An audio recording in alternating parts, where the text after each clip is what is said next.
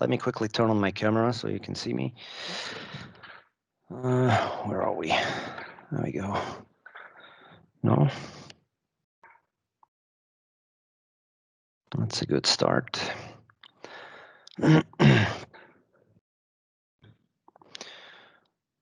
All right.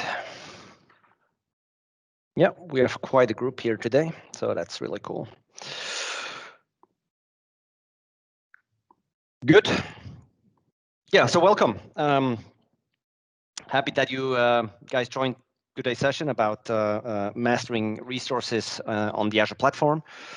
And in the next 45 minutes, I will talk a little bit about, well, my or our experience, how we work with customers or used to work with customers in the past, because we all know that, well, provisioning resources in Azure is a pretty simple process, but to really master resources onto the Azure platform is much more complex. And this is what I will talk about in the next 45 minutes. Now, I presented kind of a similar session before, but I totally restructured it. So this is the very first time, actually, that I present this deck and also the demos. So I'm really curious about your feedback at the end. Through the chat channel or also through social media or by email or whatever. So you can tell me, well, if you like the approach, because it might be kind of a little bit of different approach that you might have heard before. I will also not talk you to death by mentioning the Microsoft Cloud Adoption Framework and things. It's really just my very simplified approach, how I see things and how resources should be managed and treated in the Azure platform. All right, so my name is Marcel. I operate out of Switzerland and I work for SoftwareOne.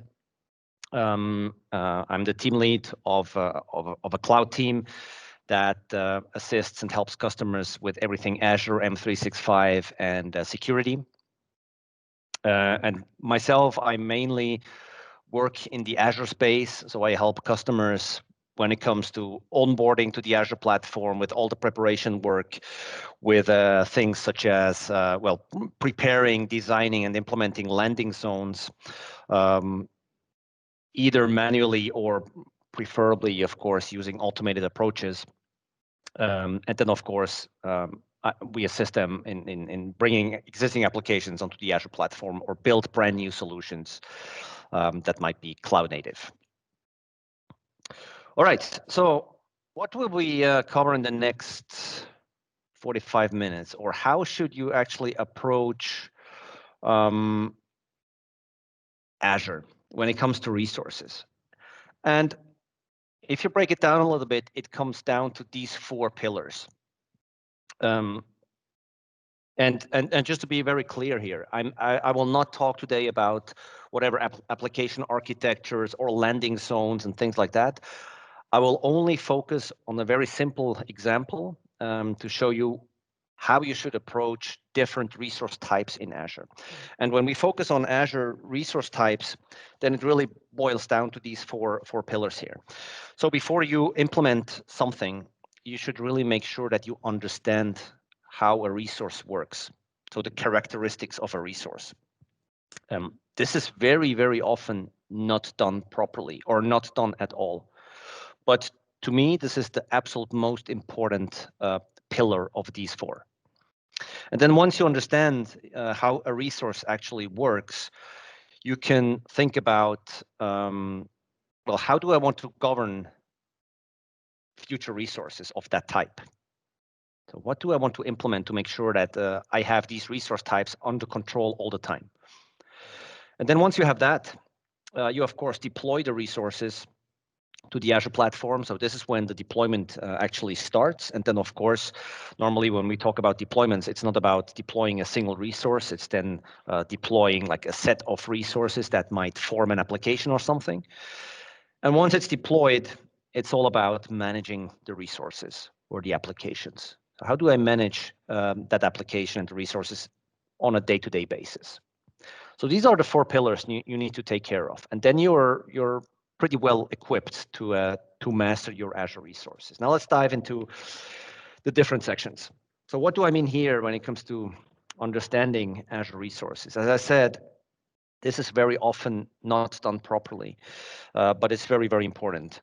And understanding means, of course, that first you need to understand a little bit about the resource type itself. So I will show everything today with my most favorite resource type in Azure, which is Azure Storage Accounts.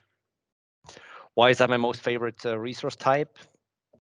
Because it's simple and it allows you to explain everything, because it contains a little bit of everything that needs to be explained, but you can easily adapt this to any other resource type. So it's important that you understand how that resource type really works, how you want to use it, why you want to use it, and what configuration options you get. So this is just for you to understand the resource a little bit better. But now when it gets really interesting is the following things. So one topic you need to understand is how can you authenticate against this resource type? And when we talk about accessing resources, we normally always talk about the so-called control plane or management plane and the data plane. So the control plane defines who can deploy the resource, who can manage the resource in the Azure platform, right? And then the data plane is the definition how the resource can be used. So when you start using a resource, such as a storage account, how can I access the content that lives in the storage account? How can I read data from that storage account? How can I upload data to the storage account? And you need to understand the different authentication methods for every single resource type that you're using.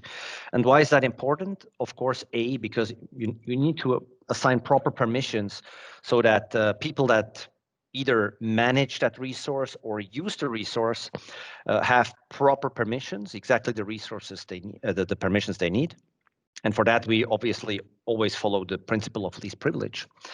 And very often, when I talk to customers about giving access to a resource, it stops after we discussed how RBAC works. I mean, RBAC, role-based access control, is an important thing because it uses Azure AD users and groups to assign permissions. But more or less every resource offers more than just an Azure AD authentication when it comes specifically when it comes to the data plane.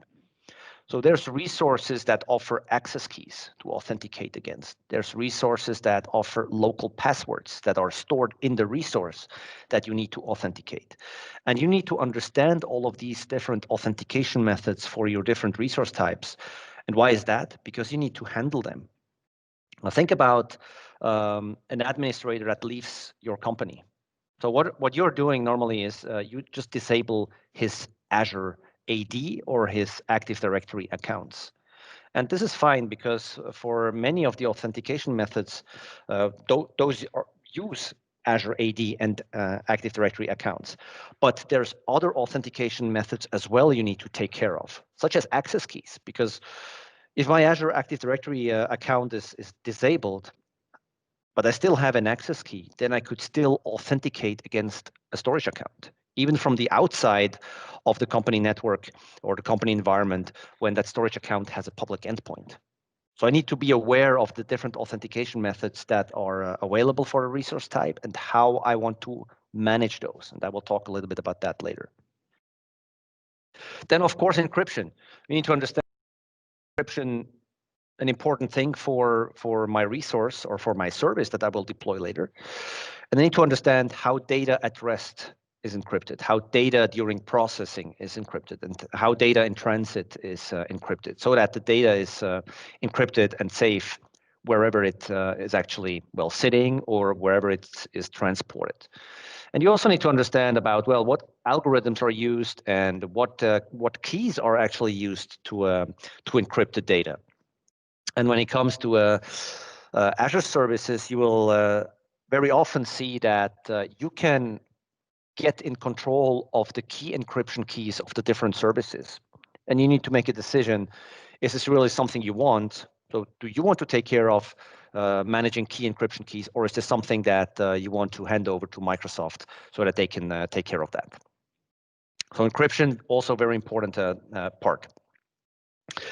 Then endpoints. Whenever you deploy a service in Azure, you need to understand if that service uses a private endpoint or a service endpoint, or if it's a total public endpoint. Now, public endpoint means that this service is reachable from the internet, so from outside of our environment.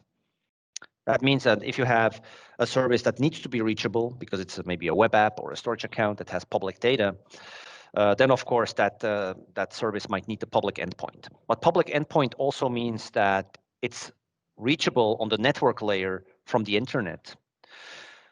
So even if you're not sitting in the company network, you can reach that service. And of course, before you can use the service later, you need to authenticate. This is where the endpoints and the authentication methods now play together, because if you have a service that has a public endpoint, so it's reachable from the outside, and you have different or various authentication methods, such as access keys that are not disabled when I leave the company, then that combination means that I can obviously access this storage account from the outside with an access key I still have from the time I still used to work for this company. And then I can authenticate and get access to all that data. So I need to be aware of what this means to have public endpoints. And of course, you can restrict public endpoints, saying you can restrict the source IP addresses so that not everyone can access your public endpoint, but only certain source IP addresses that are trying to reach your service. And then, of course, there's also a way to completely disable the public endpoint. So, for instance, if you know, well, the only consumer of my storage account, for instance, might be a virtual machine that lives in a virtual network in Azure, then you can link your storage account using a private or a service endpoint directly to that virtual network subnet. And then you can shut down the public endpoint completely, which means that your storage account will only be accessible from within your private network. So this is also something you need to understand, how to deal with these endpoints, because we see a lot that services are provisioned with public endpoints, and the only reason is just no one cares about those. But then those services are exposed to the outside world, and that's not what we want. Then, of course, you need to think about the protection of your services or of your resources. And for that, we have Azure Security Center that scans our resources on a regular basis and gives us recommendations how to well secure our resources, just in case they are not secured from the very beginning. And what's important here is to understand, before you deploy a service, are there maybe certain features available in Security Center that are delivered maybe by Azure Defender that could be interesting to protect our resource types later. So also be aware of the protection measures that the platform gives you. Then, of course, it's all about availability. If you use a service, you need to understand, well, what's the SLA that Microsoft gives us for using this service? If I use that service to store data, is that data stored in a redundant way so that if a server breaks in Azure, that my data is still available? What if a data center goes down? Is my data still available, or are there other availability options I could use to enhance the availability of my resources? Right, and then we have monitoring, because of course, if you provision resources onto the Azure platform, you need to understand, well, what types of log files, events, or metrics does this resource type generate, and are those of interest to us? And then we need to decide, well, what are we doing with that data? So do we want to create alert rules so that we can see alerts in case a specific event is generated or a specific threshold is reached or something? And what happens if that alert is generated then? Do we want to send out a notification, or do we want to trigger an automated action that might maybe fix the problem? So those kind of things need to be defined as well. All right, and finally, we should also think about the operational tasks. So how do we operate this resource afterwards? Are there recurring tasks that need to be executed manually, or of course, even better, in an automated way? Or are these operational tasks to maintain the resource that are triggered maybe from an ITSM system? Because in there you might have operational or maintenance tasks defined, and based on a ticket that is created, those could be triggered in the Azure platform. So lots of things you should understand before you actually provision a resource. I think that's the most important thing. All of these slides I have just shown you, you should take care of these areas and these bullet points before you provision a resource, so that you are ready and you understand how to handle the resource as soon as it is living in your environment. And now this is just an example how you could approach this. So what we normally do is we have descriptions, or let's say tables, for every single service that we are using for our customers. And this is just an example for a storage account. So you can see here, for instance, this is the authentication section. And we defined, okay, there's the control plane and the data plane. For the control plane, we use Azure AD RBAC, for the data plane as well. But then for the data plane, there's also other options, such as the access key that every storage account has, or shared access signatures, and so on. And then we define, well, what would happen if I would want to block a user from actually getting access to this storage account later? Well, if you are using the Azure AD RBAC, then it's easy. You just disable the account. But what about the access key, for instance? There you should think about, well, would it make sense to rotate this access key every now and then? So even if someone leaves and still has the access key, that this cannot be used like. So, and that means that if we decide to use key rotation for the access keys, we need to come up with the solutions how we want to address this. And then, of course, also how often we want to rotate the key. Is that every week? Is that every day? Is that every hour? And what happens if I rotate the access key? What happens if someone actually, or an application, uses this access key? And that application will break. So I need to think about, well, if I rotate the access key, it will make sense to store that value, that new value, in an Azure Key Vault, and then instruct our applications to pick up the access key value from there. So you can rotate all the time without breaking your applications. And then the same is true for encryption, for endpoints, for operational tasks, and so on. So this is just like a parts of such a sheet. Right. And everything that's orange here is then, for instance, can be marked as critical. So access key handling is a critical thing. In transit data encryption is a critical thing because it should definitely only allow encrypted traffic. So HTTPS only, but not HTTP. And so on. So it's up to you what is critical and what is not. And then you repeat this for every single resource type you want to use in the future. All right. Good. Now, as you understand the different resource types, it's time to start governing the resources. And here you need to think about compliance. So are there any specific business rules I need to apply to actually, well, use my resource so that it's controlled, that it's governed all the time? And the business rule, for instance, could be, well, if we define that HTTPS for storage accounts is a critical thing to us, then the business rule could be, well, please apply HTTPS and to all of your future storage account as a mandatory setting. All right. And then we can decide if this is something in the future that we want to assess, which means that shall we assess all our storage accounts that live in our platform if they're using HTTPS for securing in transit data? Or is this something we also want to enforce, which means that if you deploy a new storage account and you, for whatever reason, you select the option to not use secure transfer, then that deployment would fail because it's not allowed. That business rule is enforced, right? And then, of course, at the very end, I want to get a nice overview of my compliance status where I can immediately see, well, are all of my storage accounts compliant to my business rules, or do we have non-compliant situations?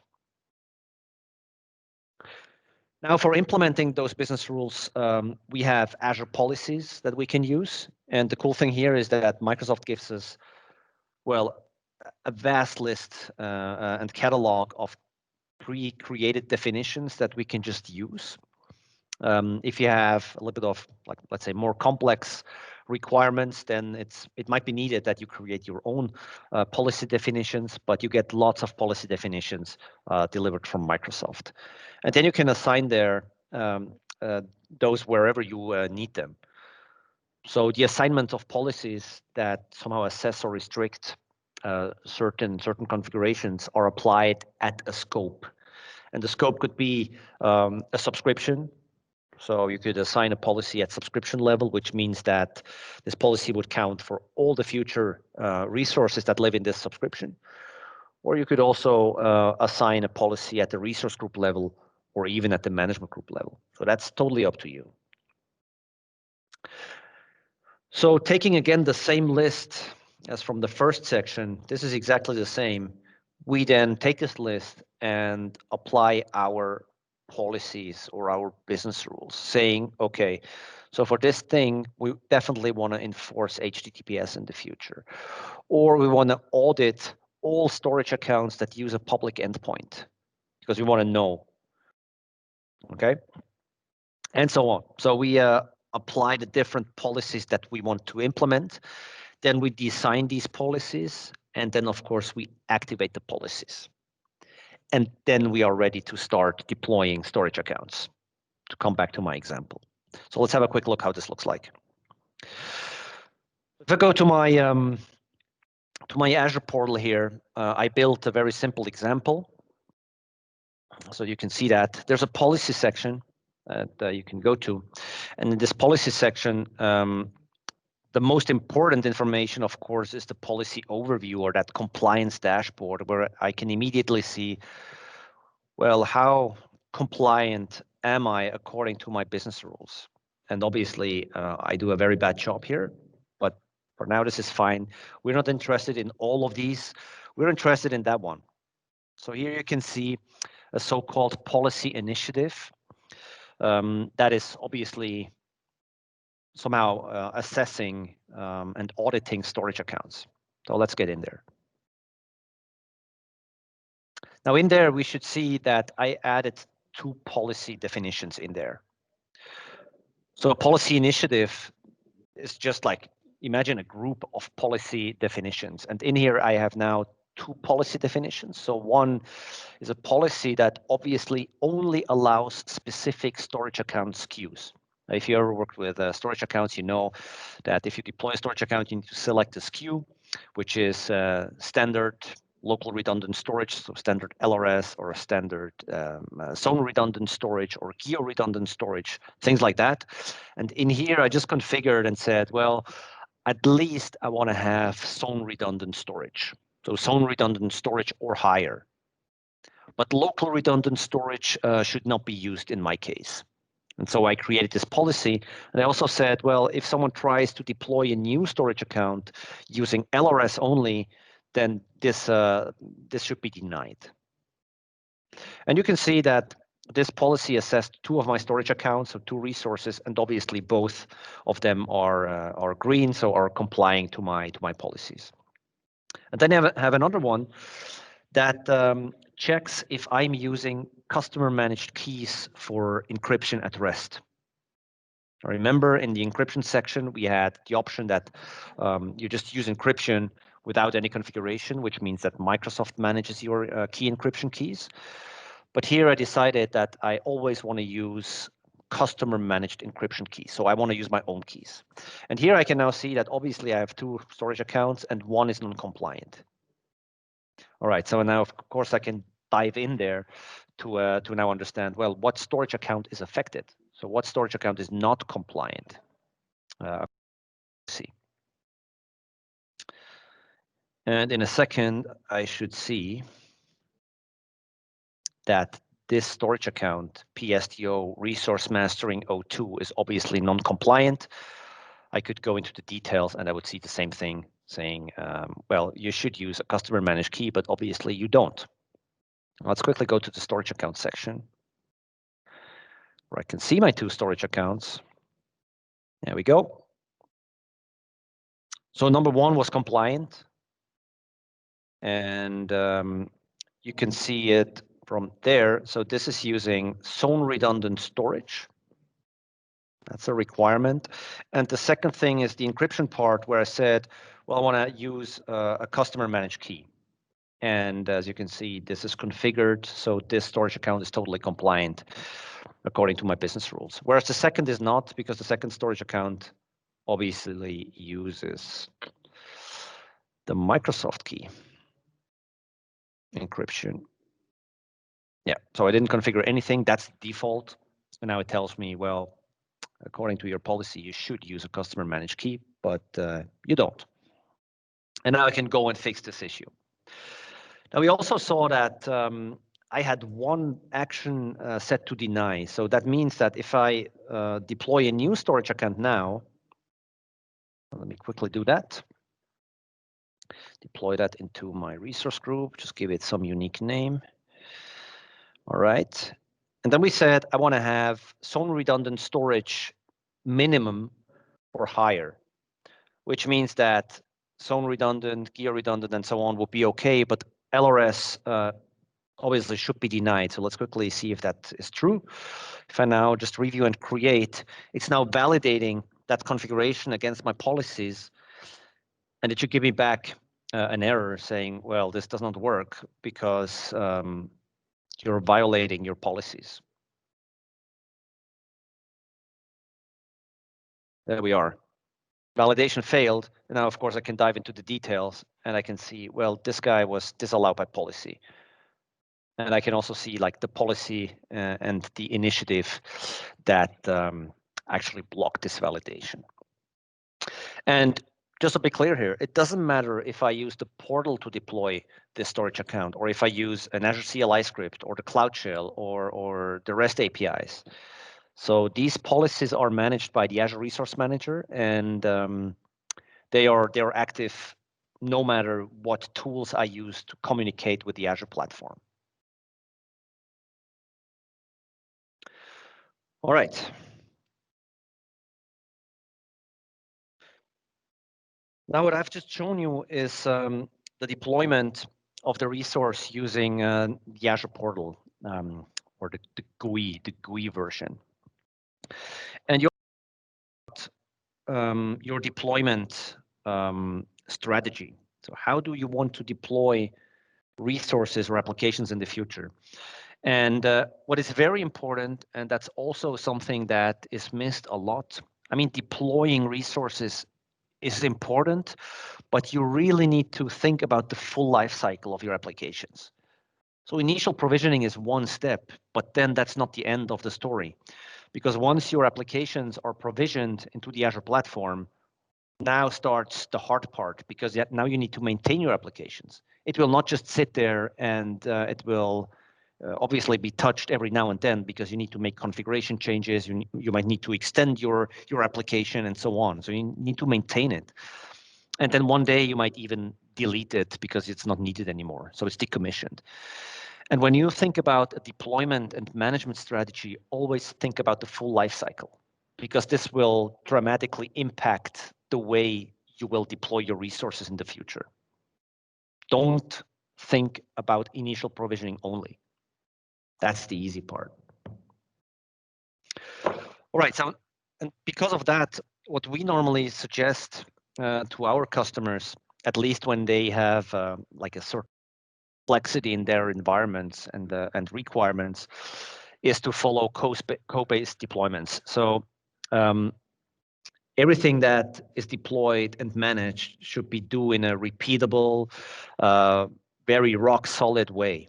And this is definitely not the manual approach. If you do stuff as code, then you can, well, you can write your code, you can test your code in a test environment, and adjust it as soon as you're happy with the result. Then you bring that same code over to your dev or production environment, and then you will be sure that the result after you executed the code will be exactly the same, right? So it's repeatable, it's portable, and it gives you much more control. especially for complex applications. So if you imagine you have an application consisting of 30 different resources, then that's quite complex to configure in a manual way, because you not only need to deploy 30 different resources and configure all of them, but then you also somehow need to configure them so that they can work together. So that's a complex application. And if you have this as code, then this makes it much easier once you have your code ready to deploy and maintain that application. Now, as I said, think about the full life cycle, and then decide how you want to approach this, because using code offers different ways. So there's different ways you can use code, and we mainly talk about the declarative and the imperative ways. So these are two mainly different approaches. So imperative is something that all of you definitely know. This is classical scripting. And in a script, when you create a script, you normally instruct the script what to do. So line 1, do this.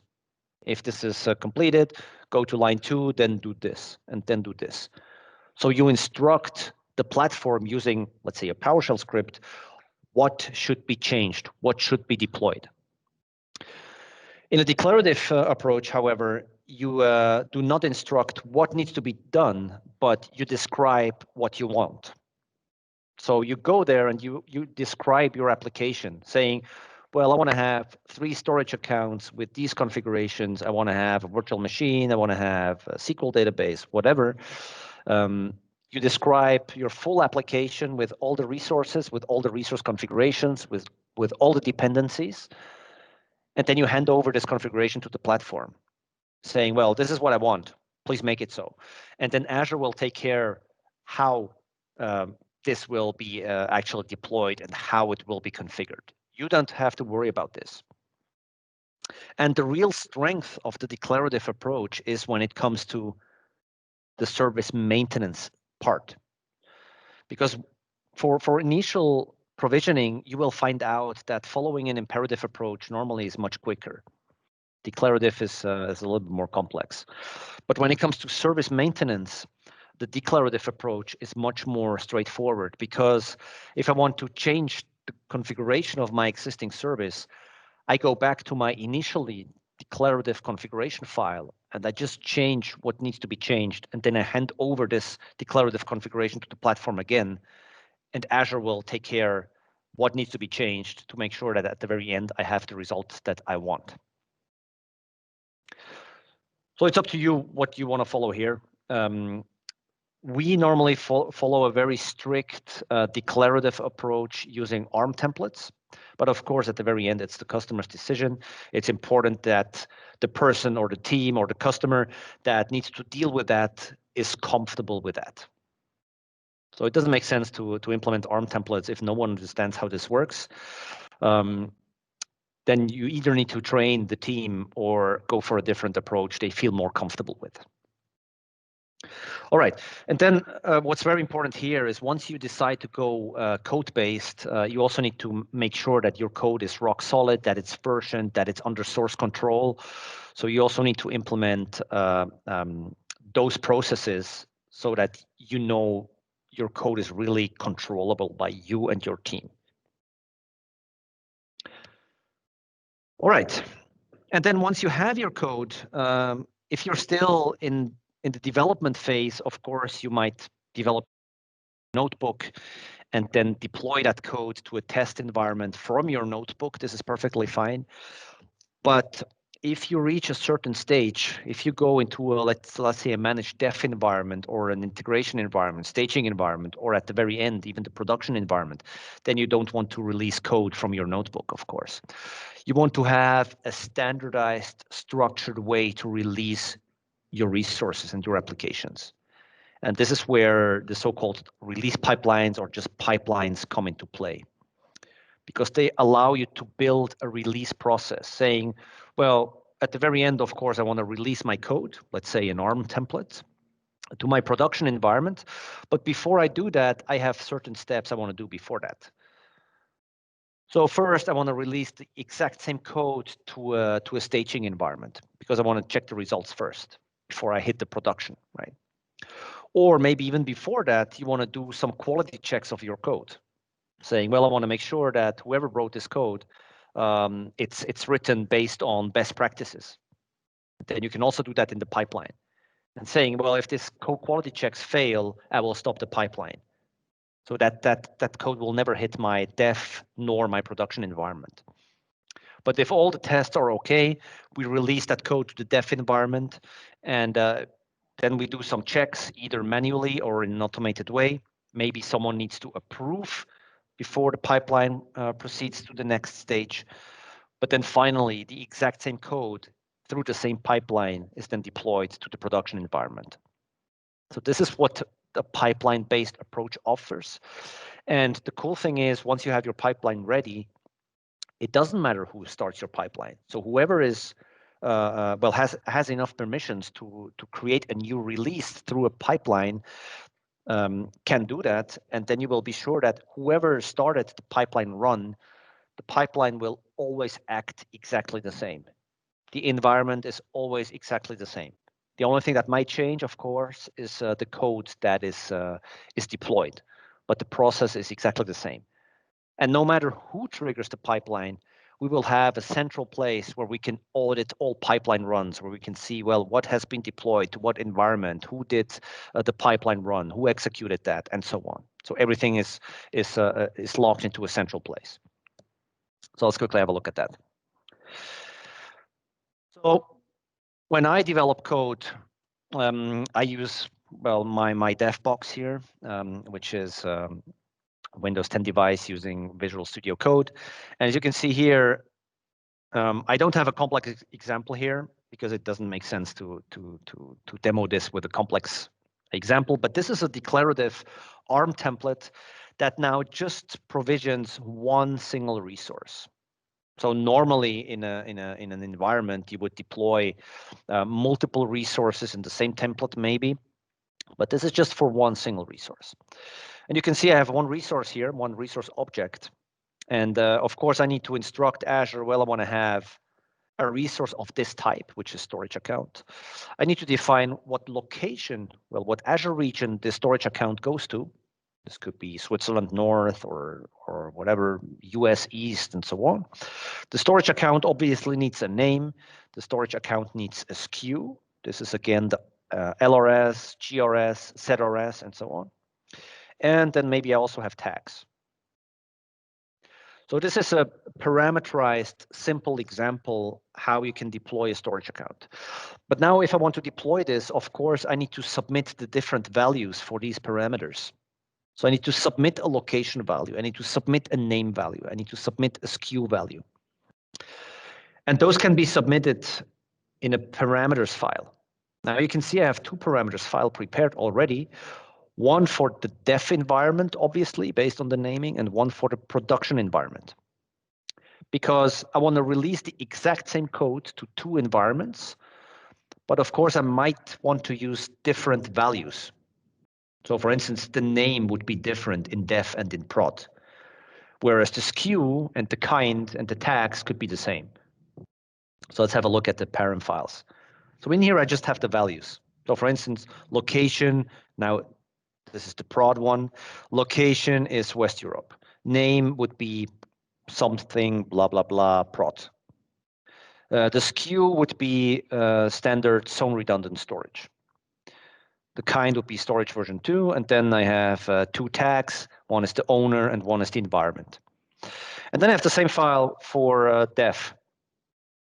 The only difference is this, the name is a little bit different, and then the environment tag value is a little bit different. All the rest is exactly the same. And now I could release that code directly from my notebook, which is fine for testing the code, of course. So let me quickly show you how this works. So this is a way, and it's just one way, how you now can release code from your dev box to the Azure environment. So I'm using the Azure CLI here, which gives you this AZ command. I define I want to create a new deployment. So deployment. I define I want to create a resource group deployment. So that means I deploy this ARM template into a resource group. And then, of course, I need to define, well, what's the name of the resource group? As you can see, I'm using a parameter $G, which is this resource group up here. And I need to define, well, where is the template file? $F, which is my JSON file. And where are the parameters? The parameters file, which is now my prod file. Let me quickly change this to def. And then I use this option as well, confirm with what if, because this is also interesting. Let me quickly fire this. This is also interesting because this will check, well, if you would deploy this code onto the platform, you're not doing it yet, but if you would, what would actually happen?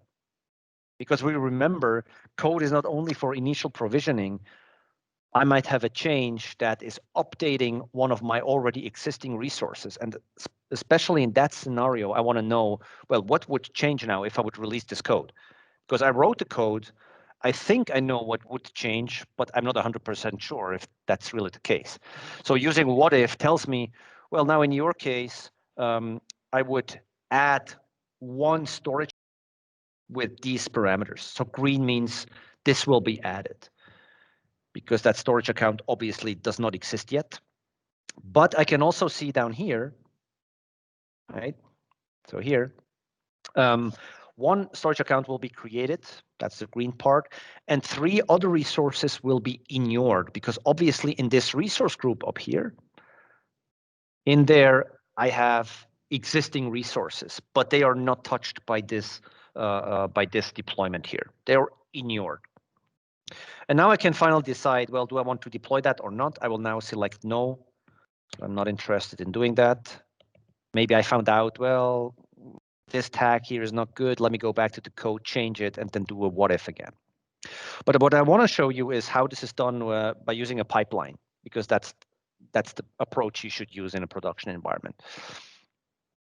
And this is, where is it here? No. So when you create pipelines, of course, you first need to select what platform you want to use to build your pipelines. And I chose Azure DevOps and created my pipeline here.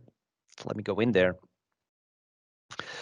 And if I select that, I can see the past runs of my pipeline. So for now, I will just quickly run it, because this takes a while to execute. And now when I run it, I can immediately see, well, what is this pipeline actually doing? Of course, I should check that before I run the pipeline, but I already know. So obviously, I have the first stage, which is somehow preparing my code. Then obviously, I have a stage that, depending on the name, will release that code to my dev environment. And then the last stage is releasing the same code to the production environment. All right, so this is now running. And while it's running, we will have a quick look at how this pipeline is actually created. Believe it or not, the pipeline itself is also written in code, because we want to do everything as code, also our pipeline. So now let's quickly collapse this a little bit to give you a better overview. So this is how it looks like. So first I have certain variable values that I'm using. And here you can see that I just defined 2 variables for naming the resource groups. So the resource groups for the dev environment and the resource group for the production environment, because you remember we will release the same code twice. In this example, I will release the same code to the same subscription, but just in 2 different resource groups. All right, and then I have the 3 stages. So stage number 1, this will not go into the details here. This will test my code if it's written against best practices. And then the code is released to my dev environment. All right, and you can see here, this stage depends on the build stage, which means only if the build stage was successful, I continue with the dev stage. And I will then release the code to the dev environment. And somewhere down in this code, you would see, it's a little bit hidden down here, that I'm now deploying just my storage account JSON, and I'm using that dev parameters files that I showed you in Visual Studio Code. This is exactly the same code that I'm using in the pipeline here. So my JSON file, my ARM template, together with the dev parents file, because remember, we deploy to the dev environment, right? And then finally, I do the same thing. If dev was successful, I release the exact same code, but this time I'm using the production parent file, because now I want to go into the production environment and I will deploy this into another resource group in the same subscription. And what I also did here is I also implemented a manual approval. So I said, well, if dev was successful, that's perfectly fine. But before the same code continues to be released to the production environment, someone needs to approve it. Now let's go back to our pipeline run just quickly. So I can now see here, this is the run I started before. Stage 1 and 2 were successful. So let's quickly deep dive into that. I can see build was good. I can see 100% of the tests has been passed. I can also have a look, well, what has been done. 24 tests have been passed. You cannot see anything because it only shows the failed ones. So let's quickly see the tested, the test that passed everything. And then you can see what has been tested against my JSON file here. So don't use any admin usernames in clear text, very obvious. Use up-to-date API versions and so on. So that worked. Let's go back.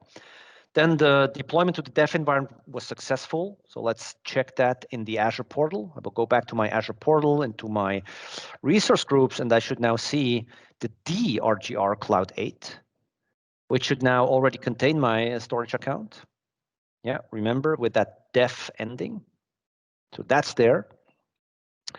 But we cannot see the production one yet. Why? Because the pipeline stopped and it's waiting for an approval now. So you can see here, well, someone needs to approve. The pipeline is waiting. And because it's me, I'm the approver, I just hit go and approve. And now it will go to the next stage and release that code. So cool thing when using pipelines. And then, of course, once your code is released, your application is released to the platform, you start managing your applications. Make sure that your resources are secure. So go to the security center, check out the recommendations from time to time. Think about implementing notifications for critical events and so on. And then you can, of course, also automate the operational tasks, which means if a certain alert is triggered in Azure, you could have a playbook that is then automatically triggered to fix that issue, right? And this is not something you need to build from the very beginning, but this is something that might be extended over time. So if you get the same issues over and over again, then it's time to think about, well, how can I automate this? How can I automate the remediation of this issue? And also important, make sure that the costs are not getting out of control. So make sure that you always analyze the costs, and you should also define budgets. So if you plan a full application and you know what resource types you're using, you also know approximately what costs will hit you by the end of the month. And then you should define budgets that also give you like spending alerts if you reach the budgets, so you can then analyze, well, what happened? Is this still okay, or am I definitely doing something wrong here? So that you understand that you will get high costs early enough so that you can act. All right, and then again, operational tasks. If you have specific tasks, I come back to the key rotation example I showed you. Plan those tasks, and if ever possible, automate those tasks. Make sure that whatever you automate here has no impact on your code. So you always need to think of, well, is this something I can just trigger and I don't need to adjust my code, or if this is something that I should actually do in my declarative code. So let's say you have a key rotation process. This has no impact on your code, so you can just do that. If you delete your full application and redeploy it from scratch, you're fine. But if you have, let's say, an operational task that changes the dimensions or the skew of a service, then that's a bad thing, because if you re-release your code afterwards, that might again change what you change with your operational tasks. So you always need to think, is this something I should do in my code and then do a pipeline run and re-release the code? Or is this something that doesn't impact my code and then I can just handle it as an ops task and automate that as well? All right, and when you follow all of these 4 pillars, I think you're pretty much prepared. So to quickly sum it up, we're already over time, I see. Important, make sure you understand your resources, make sure you know how they work, and you're ready to understand how to deal with different properties and different settings of those resource types. Make sure you have the proper policies in place. This is very important, so that you can assess your resources, you can audit what you have in your environment, and you get a very quick and good overview if your resources are compliant according to your business rules or not. Deploy what you understand, of course. Deploy using code and pipelines whenever possible. So this is definitely something you should keep in mind. But then it's also okay to have exceptions, because not every company and not everything can be done as code. It's just, well, it's very, very hard to handle. If you are there where you really manage everything as code, perfect. Then you're top notch. But in very often in many companies, we see like a mix of a little bit of everything, because it's just too hard to deploy everything as code, depending on the teams that are responsible. So accept exceptions if they are manageable. And they are manageable if you have proper policies in place. If you have a policy framework that makes sure that no one can configure a service in a way that you want to avoid, then you can do that using policies. And then having manual deployments are also pretty much okay. All right, that was it from my side. Thanks to the sponsors that make this this conference actually happen. So ScriptRunner, IT Point, and MB365. Thanks for joining my session. I hope this was valuable. Again, if you have any questions, I will still be around for some minutes. Otherwise, feel free to reach out using Twitter, LinkedIn, email, or whatever you prefer, and I'm happy to help you out. Thank you so much, and enjoy the rest of the show.